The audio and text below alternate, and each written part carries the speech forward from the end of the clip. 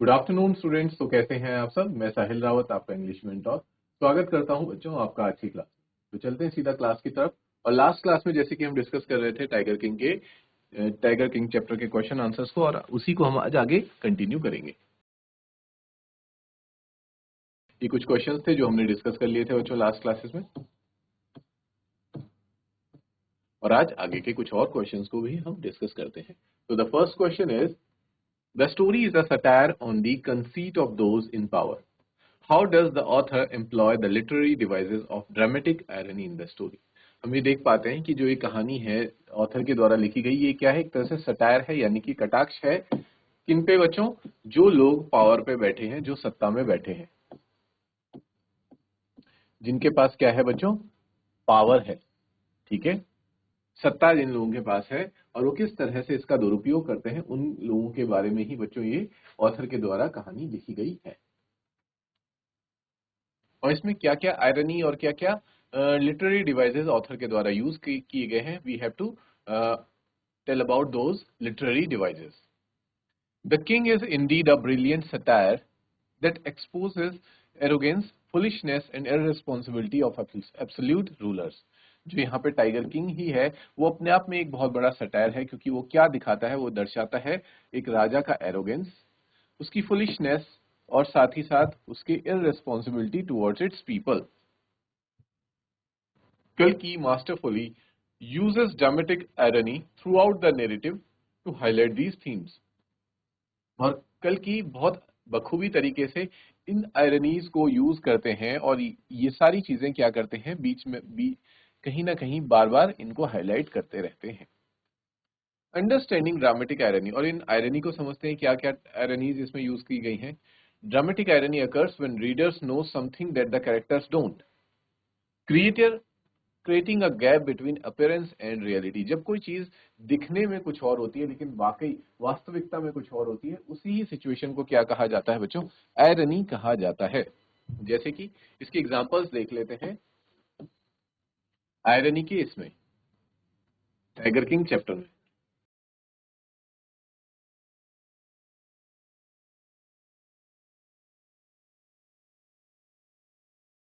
The 100th tiger incident. सबसे पहली irony ये थी कि जो आखिरी टाइगर था, 100 टाइगर था, उसका जो इंसिडेंट हुआ, वो ही अपने आप में एक सबसे बड़ी आयरनी थी। What the Maharaja believes. देखो, महाराजा को क्या लगता था, he has successfully shot and killed the 100 tiger. उसे लगता था कि उसने सक्सेसफुली, सफलतापूर्वक जो आखिरी 100 टाइगर है उसको मार गिराया है। वॉट रीडर्स नो, लेकिन हम लोग हकीकत जानते थे कि द बुलेट मिस्ड एंटायरली, यानी कि जो बुलेट थी वो बिल्कुल मिस हो चुकी थी। That tiger only fainted from shock, और जो टाइगर था वो इसलिए बेहोश हुआ क्योंकि उसे शॉक लगा था। यहाँ पे आयरनी क्या आ जाती है कि the Maharaja celebrates his victory, कि महाराजा अपनी विजय की क्या कर रहे थे, विजय को सेलिब्रेट कर रहे थे over fate, while actually failing at his crucial moment. जबकि वो क्या थे, वो हार चुके थे इस मोमेंट में, क्योंकि उनके द्वारा वो टाइगर नहीं मारा गया था। उन्हें लग रहा था कि उन्होंने टाइगर को मारा है, लेकिन हकीकत में टाइगर उनके द्वारा नहीं मरा होता है, उन्हें तो उसके हंटर्स ही मारते हैं। टाइगर को कौन मारते हैं बच्चों, जो राजा के हंटर्स थे, जो डर रहे थे इस बात से कि कहीं हम अगर ये हकीकत जाके किंग को बता देंगे, टाइगर किंग को बता देंगे, तो we will lose our job, हम अपनी नौकरी से हाथ धो बैठेंगे, या फिर हो सकता है टाइगर किंग गुस्से में आकर हमें ही मार दे। इसलिए वो क्या करते हैं, खुद ब खुद उस टाइगर को मार देते। तो और इस बात की सेलिब्रेशन कौन कर रहा था, किंग इस बात की सेलिब्रेशन कर रहे थे इन हिज फुलिशनेस। तो ये उनकी क्या हुई, बेवकूफी होती है। तो ये एक आयरनी आपको यहाँ पे देखने को मिलती है।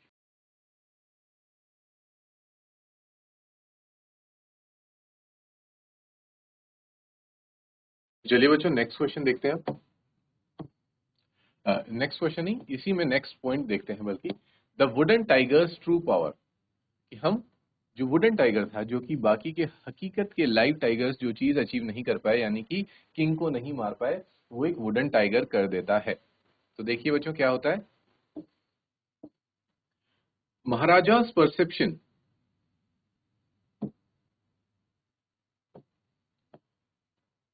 After killing 100 tigers he is save from the prophecy. महाराजा को ऐसा लगता था कि 100 टाइगर्स मारने के बाद अब वो जो भविष्यवाणी थे उससे बच चुके हैं। रियलिटी फॉर रीडर्स, लेकिन हमारे लिए रियलिटी क्या थी, अ harmless wooden toy tiger ultimately kills him. लेकिन एक हम प्यारा सा एक टॉय जो था, वुडन टॉय जो था एक टाइगर का, वो आखिरकार महाराजा को मार देता है। आयरॉनिक ट्विस्ट इसमें क्या आता है, the cheapest most insignificant tiger, जो सिर्फ और सिर्फ कितने का था, 2 एनास का था, वो जाके क्या कर देता है, डिफीट कर देता है, हरा देता है माइटी टाइगर किंग को, जो कि 99 असली टाइगर्स थे were not able to perform that task. वो क्या कर देता है, एक छोटा सा लकड़ी का टाइगर वो टास्क को परफॉर्म कर देता है। तो यहाँ पे ये आयरनी थी बच्चों, ठीक है। अगला हम देखेंगे द कोर्टियर्स बिहेवियर, जो दरबारी थे उनका क्या बिहेवियर था। सरफेस अपीयरेंस, यानी कि महाराजा को क्या दिखता था कि loyal servant supporting there king, कि जो सर्वेंट्स हैं वो बहुत ज्यादा लॉयल हैं और वो अपने राजा को हमेशा सपोर्ट करते हैं। लेकिन हिडन रियलिटी जिसे हम देख पा रहे थे वो क्या था, जो छिपा हुआ था राजा से, वो कि they act purely from fair and self interest, कि वो ये सब काम सिर्फ और सिर्फ किस लिए किया करते थे, डर के कारण, और उनका खुद का भी उसमें स्वार्थ निहित होता था, इसलिए उस काम को किया करते थे। एग्जाम्पल्स हम देख सकते हैं बच्चों, दीवान सीक्रेटली प्लांट्स अ टाइगर, दीवान क्या करता है, वहां पे जू से लाकर के एक टाइगर को रख देता है। तो वो सिर्फ ऐसा इसलिए करता है ताकि because he was afraid of king, वो टाइगर किंग से डरता था, इसलिए hunters kill the unconscious tiger, जो हंटर्स थे वो भी अनकॉन्शियस टाइगर को मार देते हैं, सिर्फ इस वजह से कि उन्हें डर था कि टाइगर किंग जो है ये जान करके कि वो उनकी जो बुलेट है उसने मिस कर दिया है टाइगर को, तो वो गुस्से में आकर के क्या कर सकते हैं, उनको भी पनिश कर सकते हैं। To rescue from his punishment they killed the unconscious tiger, वो अनकॉन्शियस टाइगर को ही मार देते हैं। The shopkeeper inflates the wooden tiger's price, और हम एक और एग्जांपल देखते हैं जब शॉपकीपर महाराजा के डर से क्या कर देता है, इन्फ्लेट यानी कि बच्चों उस सस्ते से 2 आने के वुडन टाइगर को क्या बताता है, बहुत ज्यादा महंगा बताता है, उसके प्राइस को क्या करता है, इन्फ्लेट यानी कि बढ़ा देता है। तो ये भी बच्चों क्या है, एक तरह से आयरनी हुई कि राजा को कुछ और दिखता था, उसे लगता था कि लोग मेरे से बहुत ज्यादा ऑनेस्ट हैं, they are very loyal towards me, लेकिन हकीकत ये थी कि वो कोई भी लॉयल नहीं थे राजा के खिलाफ, राजा के लिए सिर्फ और सिर्फ उसके डर के कारण और अपने पर्सनल फायदों के कारण वो राजा की बातें माना करा करते थे। ठीक है बच्चों।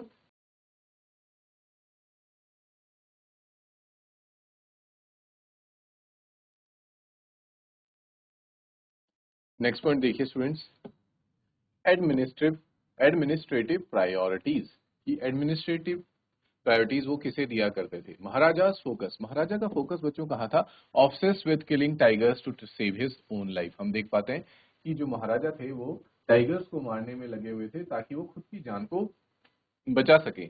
नेग्लेक्टिंग रियलिटी, लेकिन वो रियलिटी को क्या कर नेग्लेक्ट कर रहे थे, हिज किंगडम्स वेलफेयर, यानी कि अपने राज्य के वेलफेयर के लिए वो कुछ नहीं कर रहे थे।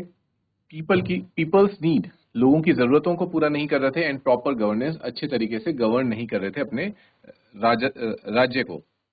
तो आयरनिक आउटकम यहाँ पे क्या आता है, in trying to preserve his life he destroy his effectiveness as a ruler, यानी कि अपनी लाइफ को प्रिजर्व करने के लिए वो एक अच्छे नायक हम कह सकते हैं और या फिर एक अच्छा रूलर नहीं बन पा रहे थे। तो यहाँ पे यही आयरनी आ जाती है बच्चों। और सटायरिकल मैसेज इसमें क्या दिया गया है वो भी देख लीजिए। थ्रू ड्रामेटिक आयरनी कल्कि क्रिटिसाइजेस, इन आयरनीज को यूज करके कल्कि क्रिटिसाइज करते हैं the ego and self absorption of autocratic rulers, यानी कि जो इस तरह के ऑटोक्रेटिक रूलर्स होते हैं जैसे कि टाइगर किंग थे, उनकी ईगो और उनकी जो सेल्फ एब्जॉर्प्शन है, यानी कि खुद में ही वो इतने ज्यादा लिप्त रहते हैं कि वो प्रजा का ध्यान नहीं करते। How those in power often lose touch with reality, और ये लोग पावर में इतने ज्यादा चूर हो जाते हैं कि they often lose touch with reality, यानी कि वो रियलिटी को नहीं देख पा रहे होते हैं। The psychopathic nature of court politics, यानी कि जो कोर्ट में जो पॉलिटिक्स चलती है, जिस तरह से यहाँ के दीवान हो गए या फिर जो यहाँ के और बाकी सारे लोग जो कोर्टियर्स थे वो किस तरह से बिहेव कर रहे थे राजा के सामने, वो सब भी बच्चों एक पॉलिटिक्स के रूप में आ जाती है। The environmental destruction caused by the whims of the powerful, और जो ये जो पावरफुल लोग होते हैं इन गलत हाथों में जब सत्ता आ जाती है तो किस तरह से इन्वायरमेंट का भी डिस्ट्रक्शन होता है, ये सारी चीजें हमें देखने को मिली है। तो ये क्या हो जाएंगे बच्चों, सैटारिकल मैसेज हो जाएंगे।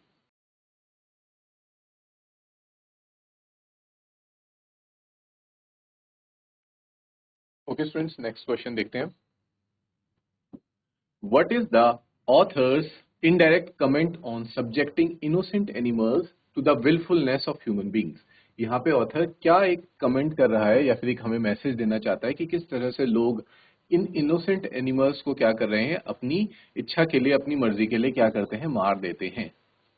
इसका आंसर होगा बच्चों, कल्कि presents a powerful environmental critic.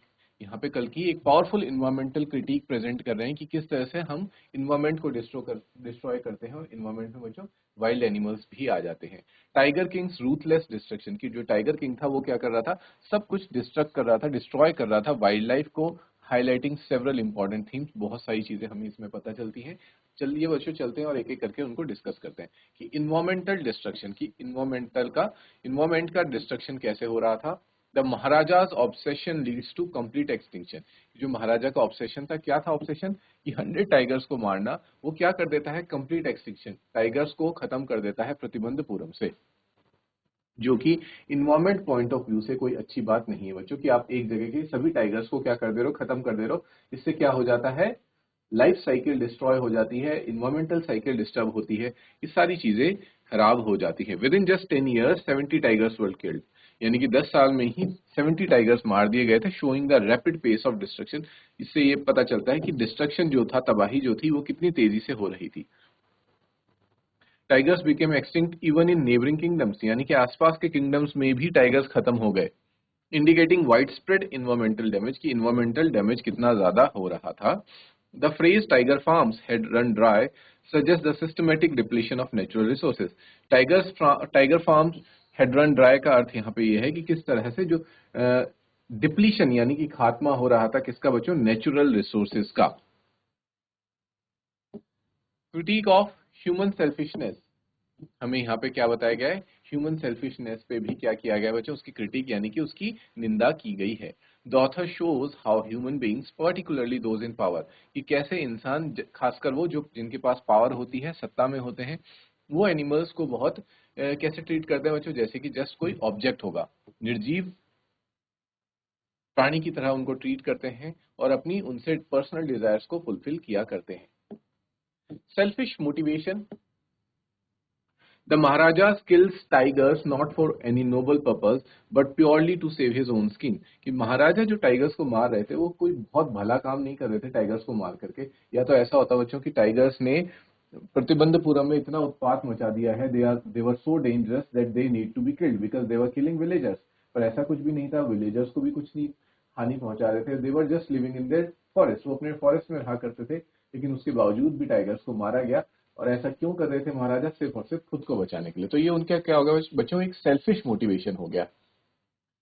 अगला देखो, कंप्लीट डिसरिगार्ड फॉर कॉन्सिक्वेंसेस, यानी कि उसके क्या नतीजे हो सकते हैं, इस बारे में कभी महाराजा ने नहीं सोचा कि अगर वो अपने राज्य से और आसपास के सभी राज्यों से टाइगर्स को खत्म कर देंगे तो उसके कुछ गलत नतीजे भी निकल सकते हैं। जो इकोलॉजिकल बैलेंस है वो पूरी तरह से खराब हो सकता है स्पीशीज का। लेकिन इस बारे में the king never gave a second thought, इस बारे में कभी उन्होंने नहीं सोचा। अब्यूज ऑफ पावर, कि उन्होंने किस तरह से अपनी ताकत का गलत इस्तेमाल किया। The Maharaja uses his royal authority to monopolise tiger killing, कि वो क्या कर देते हैं, टाइगर किलिंग को सही साबित कर देते हैं अपनी रॉयल अथॉरिटी की वजह से। प्रिवेंटिंग नेचुरल पॉपुलेशन कंट्रोल, और इसमें नेचुरल पॉपुलेशन कंट्रोल जो होना चाहिए था वो भी नहीं होता है। Next students, irony of the hunter hunted relationship. यहाँ पे हंटर हंटेड रिलेशनशिप यानी कि शिकारी ही एंड में खुद मारा जाता है, इस विषय पे भी बात की गई है। The Maharaja believes he is the predator, महाराजा को ऐसा लग रहा था कि वो शिकारी है, और वो किसका शिकार कर रहे हैं, कि टाइगर्स का शिकार कर रहे हैं। The tigers despite being physically powerful are helpless against human weapons and authority. यहाँ पे हमें बताया गया कि टाइगर जो है वो ह्यूमन से बहुत ज्यादा पावरफुल होते हैं, लेकिन उनके वेपन्स के सामने और उनकी अथॉरिटी के सामने वो भी कमजोर पड़ जाते हैं। The real savage beast turns out to be the human not the tiger, यानी कि असली बीस्ट टाइगर नहीं है। हम बीस्ट किन्हें कहते हैं बच्चों, एनिमल्स को कहते हैं, लेकिन असली बीस्ट टाइगर्स नहीं, बल्कि कौन है, हम ह्यूमंस ही हैं, जो हम गलत करते हैं एनिमल्स के साथ। अब अगला है बच्चों इन्वायरमेंटल मैसेज। एक इन्वायरमेंटल मैसेज भी कल्कि ने दिया है, वो क्या है, humans are the real threat, की असली खतरा जानवर नहीं बल्कि असली खतरा इंसान ही है इस धरती के लिए और इस इन्वायरमेंट के लिए। Not tigers to humans but humans to tigers, यानी कि ह्यूमंस टाइगर्स के लिए खतरा है, ना कि टाइगर्स ह्यूमंस के लिए। नेचर्स रिवेंज इज इनएविटेबल, और यानी कि जो नेचर का रिवेंज है वो इनएविटेबल है, उसको नेचर अपना, कुदरत अपना रिवेंज बदला लेकर के रहती ही है।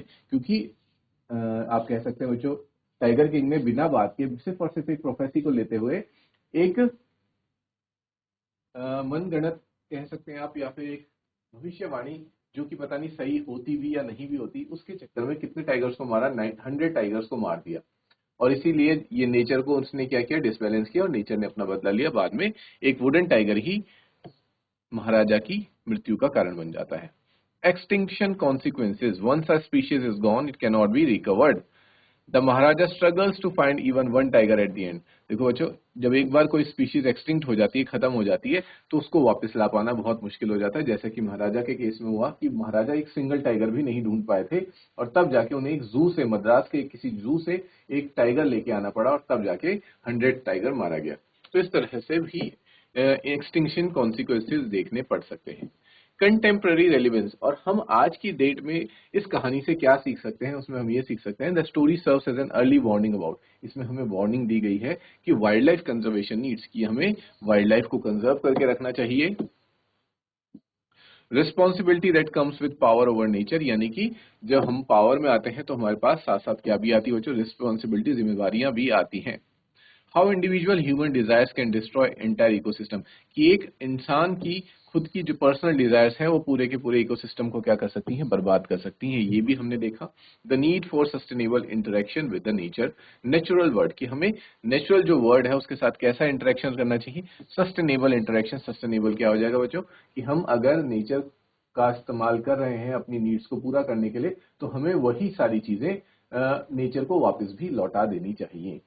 तो इसे कहेंगे बच्चों sustainable interaction with natural world. इसी के साथ हमारा क्वेश्चन नंबर 2 यहाँ पे फिनिश हो जाता है।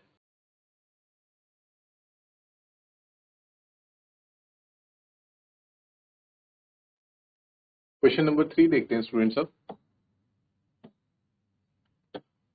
How would you describe the behaviour of the Maharaja's minions towards him, यानी कि आप जो महाराजा के मिनियंस थे, यानी कि जो बच्चों उनके लिए काम करा करते थे, महाराजा के अंडर जो लोग थे, जैसे कि दीवान हो गए, उनके प्राइम मिनिस्टर, या फिर जो और भी दरबारी थे और हंटर्स थे, जो भी लोग महाराजा से नीचे थे और उनके लिए काम किया करते थे, उनका महाराजा के प्रति कैसा बिहेवियर था।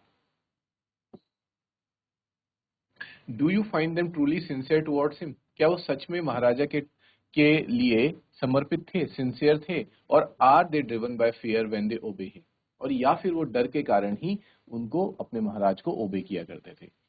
Do we find a similarity in today's political order, और फिर लास्ट में हमें ये बताना है कि आज की राजनीतिक व्यवस्था में भी क्या हमें ये सामान्य इस तरह की चीजें देखने को मिलती हैं। The behavior of the Maharaja's courtiers and servants is characterized by fear-driven obedience. हम साफ साफ कहेंगे कि जो महाराजा के कोर्टियर्स थे, मिनियंस थे, वो सिर्फ और सिर्फ डर के कारण उनकी आज्ञा माना करते थे, रादर देन जेन्युइन लॉयल्टी, और उनके अंदर जेन्युइन लॉयल्टी नहीं थी और सिंसियर डिवोशन भी नहीं था। एनालिसिस ऑफ मिनियंस बिहेवियर, अब हम मिनियंस, जो उनके मिनियंस थे, उनके बिहेवियर को एनालाइज करेंगे। सबसे पहले चलते हैं चीफ एस्ट्रोलॉजर की तरफ, जिन्होंने ये भविष्यवाणी करी थी। Hesitates while making the death prediction, जब वो डेथ प्रेडिक्शन कर रहे थे तो उस वक्त वो क्या करते हैं बच्चों, हेजिटेट करते हैं, कतराते हैं, सिर्फ और सिर्फ महाराजा के डर से। वो जो सच्चाई थी, हकीकत थी, उसको खुल के नहीं बताते। तो हम यहाँ पे भी देख पा रहे हैं कि किस तरह से डर के कारण they were not honest towards the king. Shows reluctance and fear, उनके डर को ये शो करता है। बिट देयर लिप्स, ये बात जब वो कहते कि वो बात नहीं बता रहे थे, बिट देयर लिप्स, अपने ही लिप्स को बिट करते हैं, और swallowed हार्ड, यानी कि उस बात को बाहर नहीं बोल पा रहे होते, अंदर ही घूट लेते हैं। तो ये इन सब चीजों से हमें पता चलता है कि उनके द्वारा सत्य नहीं बोला जाता। They were not able to speak the truth, speaks only when compelled to continue, और सिर्फ वो तब बोलते हैं जब उन्हें कंटिन्यू करने के लिए कंपेल किया जाता है, क्या किया जाता है, जोर दिया जाता है।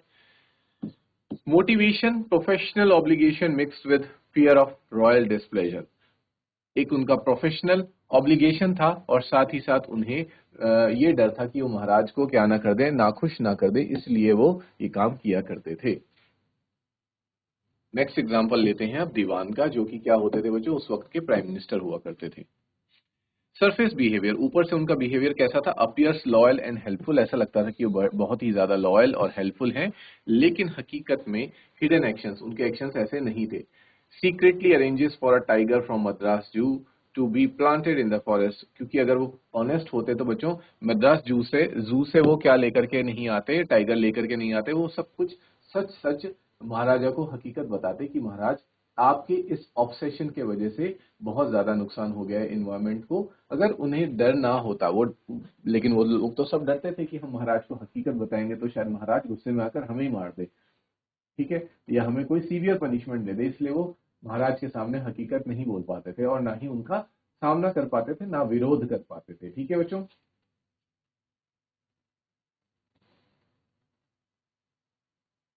और वो क्या करते हैं ये बताने के बजाय, बल्कि वो एक जू से टाइगर उठा करके लाते हैं और उसे फॉरेस्ट में रख देते हैं। ट्रू मोटिवेशन, फियर, इसके पीछे की क्या मोटिवेशन थी? फियर्स लूजिंग हिज पोजीशन, वो अपनी पोजीशन को खोना नहीं चाहते थे प्राइम मिनिस्टर की दीवान की। And the catastrophic consequence of the king's rage, यानी कि अगर किंग को गुस्सा आ गया तो फिर वो क्या उसके परिणाम हो सकते थे, नतीजे हो सकते थे, इस बात से भी वो डरते थे। एविडेंस, इस बात का एविडेंस क्या है? Convince that if the Maharaja did not find the tiger soon the results could be catastrophic, कि अगर महाराजा को ये पता चल गया कि यहाँ पे कोई भी टाइगर नहीं है तो उसके नतीजे बहुत खतरनाक हो सकते हैं। इन सब बातों से हमें पता चलता है कि वो लोग सिर्फ और सिर्फ राजा से डरा करते थे, but they were not really honest towards him. Clear बच्चों?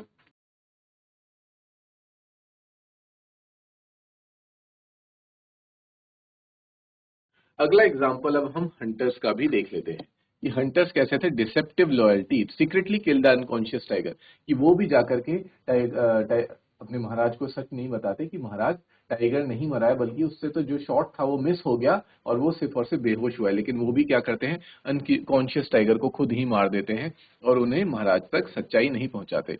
रीजन, इसके पीछे रीजन ये था, decided that the Maharaja must not come to know that he had missed his target, कि महाराजा को ये पता नहीं चलना चाहिए कि उन्होंने अपना टारगेट मिस कर दिया है। If he did they could lose their jobs, अगर महाराज को ये बात पता चली कि उन्होंने टारगेट मिस कर दिया तो उनकी नौकरी भी जा सकती है। तो इस चक्कर में बच्चों सब अपने फायदे के लिए महाराज को कभी कुछ सच बताते ही नहीं थे। Action, cover up the truth to preserve their livelihood, कि अपनी नौकरी बचाने के लिए वो क्या करते थे? सच पे पर्दा डाल देते थे। ठीक है, इसी तरह से एक एग्जांपल हम देख सकते हैं शॉपकीपर का, कि वो क्या करता है? फॉल्स प्राइसिंग करता है, यानी कि उस वो जो वुडन टाइगर जो था वो 2 एनास का था, लेकिन उसको कितने में बेच देता है बच्चों? 300 रुपीज में बेच देता है, ताकि किंग को ये ना लगे कि इतनी सस्ती चीज मैं कैसे खरीदूं। Reasoning, fierce punishment if he quotes the actual low price, अगर वो सच में कम दाम बताता तो उसको पनिशमेंट मिल सकती थी। Behaviour, flutters the king while deceiving him, कि यहाँ पे वो क्या कर रहा है? किंग को झूठ झूठ बोल के उनको क्या कर रहा है? फ्लैटर कर रहा है, पटाने की कोशिश कर रहा है, या फिर हम कह सकते हैं जिसे बोलते हैं बच्चों बटरिंग करने की कोशिश कर रहा है। वाइल डिसीविंग हिम, लेकिन अंदर से वो उनको धोखा देता है। जबकि जब वो ये कहता है कि ये 300 रुपीज का है, और साथ ही साथ ये कहता है कि it has been crafted by a very skilled person, जबकि वो क्या था बच्चों? एक अनस्किल्ड व्यक्ति के द्वारा बनाया गया था। इस वजह से उसके जो वो थे, इट इन्फेक्टेड द किंग, इसी वजह से किंग को इन्फेक्शन भी हो जाता है। Characteristics of fear based governance, अब हमें बताया गया कि जहां पे डर के वजह से सरकार चलती है वहां पे क्या क्या उसके कैरेक्टरिस्टिक्स होते हैं। तो लैक ऑफ ऑनेस्ट कम्युनिकेशन, की लोग ऑनेस्टी के साथ कम्युनिकेट नहीं करते। No one dares to tell the Maharaja the truth, महाराज को कोई सच नहीं बताता है। सेल्फ प्रिजर्वेशन ओवर ड्यूटी, लोग सब अपने आप को प्रिजर्व करने की कोशिश करते हैं और अपनी ड्यूटी कोई भी सही से नहीं निभाता। Sycophancy, excessive flattery and agreement to avoid punishment, कि अपनी पनिशमेंट से बचने के लिए वो लोग क्या करते हैं? फ्लैटरी करते हैं, यानी कि झूठी तारीफ करते हैं महाराजा की, और बहुत सी चीजों को क्या करते हैं? सीक्रेट रखते हैं और डिसीव करते हैं, महाराजा को धोखा भी देते हैं। सिमिलैरिटीज इन टुडेज पॉलिटिक्स, और आज की पॉलिटिक्स में भी हमें ये सिमिलैरिटीज देखने को मिलती है। ठीक है बच्चों, जैसे आप देख सकते हैं कि आज के सराउंडिंग्स में भी लोग अपने जो मेन सबसे बड़े मिनिस्टर्स हैं या प्राइम मिनिस्टर्स हैं या चीफ मिनिस्टर्स हैं, उनको जो उनके ब्यूरोक्रेट्स हैं वो हकीकत नहीं बताते। तो ये सारी चीजें हम आज के इन्वायरमेंट में भी देख पा रहे हैं, आज की पॉलिटिक्स में भी देख पा रहे हैं, और शायद हम ये हो सकता है कि कल की जो इस चैप्टर के ऑथर हैं उन्होंने इसी चीज को सिग्निफाई करने के लिए हमें चैप्टर में ये टाइगर किंग के थ्रू इस मैसेज को प्रोवाइड किया है। तो इसी के साथ बच्चों हमारे इस चैप्टर के क्वेश्चन आंसर्स भी फिनिश हो जाते हैं। Now we'll meet in the next class with a new chapter. Till then, students, take care. Have a good day and thank you.